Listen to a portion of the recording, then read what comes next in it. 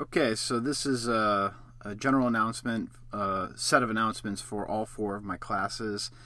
I might make some class-specific statements in between, but let me just get at it because I got a big long list of things that we need to talk about.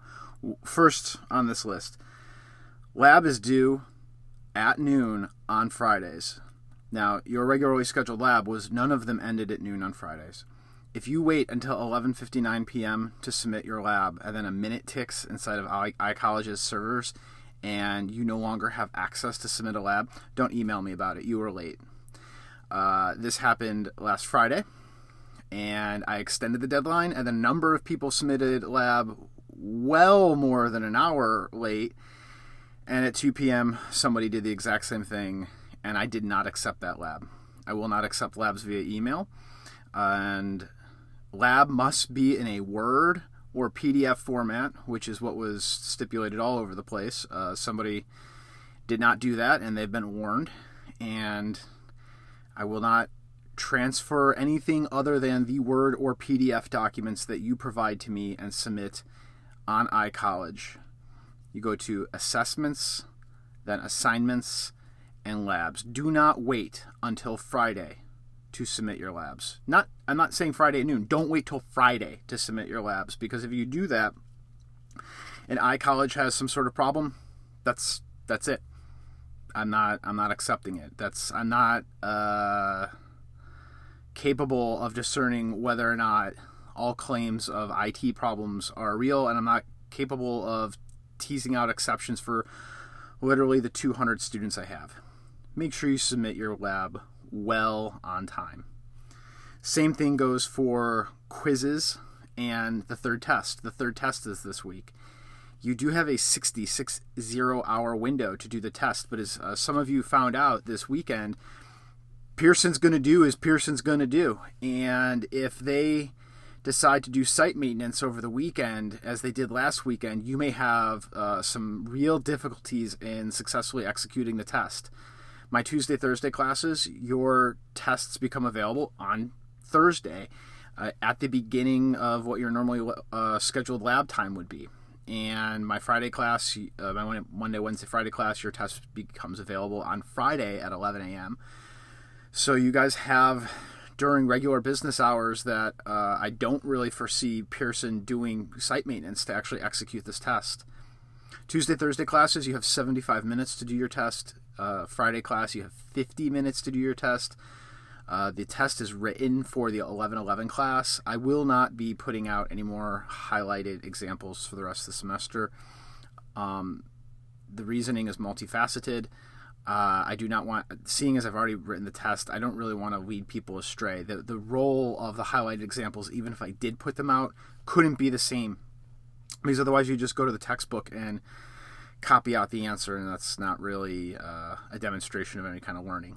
And so for a number of reasons, I can't keep up. I'm barely keeping up, so I'm not going to be doing that anymore. You have the lecture videos, you have the homework, you have the quizzes. That's the material. So what about those tests on Thursday or Friday? 11-11, your test covers chapters 7, 8, 9, and 10. 7, 8, 9, and 10.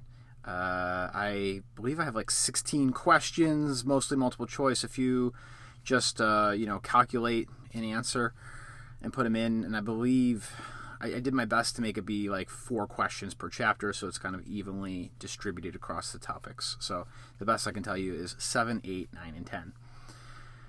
Physics 11-12, your test covers, and I have to do this going backwards, chapters 25, 24, 23, and 22.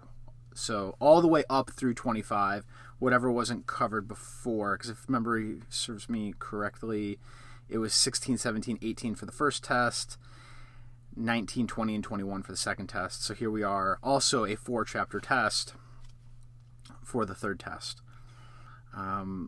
I have not written your test yet, so I expect for the Thursday class it'll also be 16 questions, and then for the Monday, Wednesday, Friday class it might be less questions, and that's where I'm at with that. Let's see, lab. Do not wait till the last minute. Word or PDF. Quizzes and tests, don't wait till the last hour day. Like, that 60-hour window is to also help compensate for, issues with connectivity.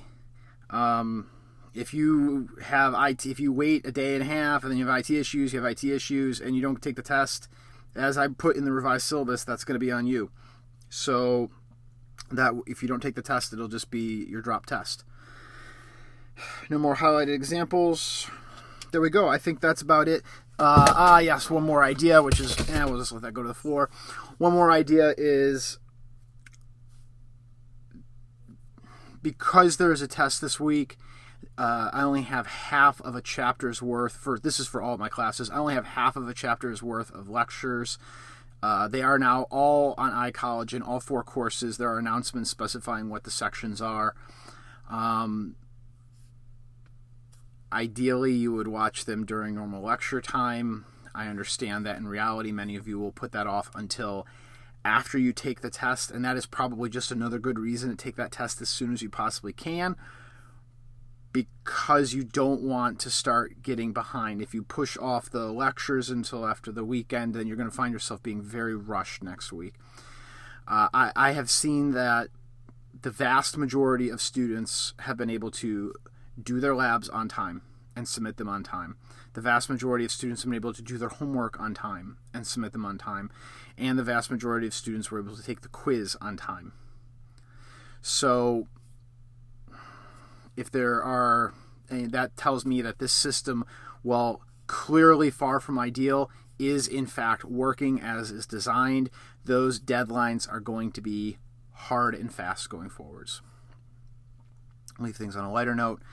I hope you are all doing well, staying inside and eating down your stockpiles of food as we are. And if you have questions, those discussion boards are open 24/7, and I'm responding to them pretty much almost every day of the week. Don't count on me on the weekend, but sometimes if it's an emergency, you might catch me on Saturday. You will not hear from me on Sunday.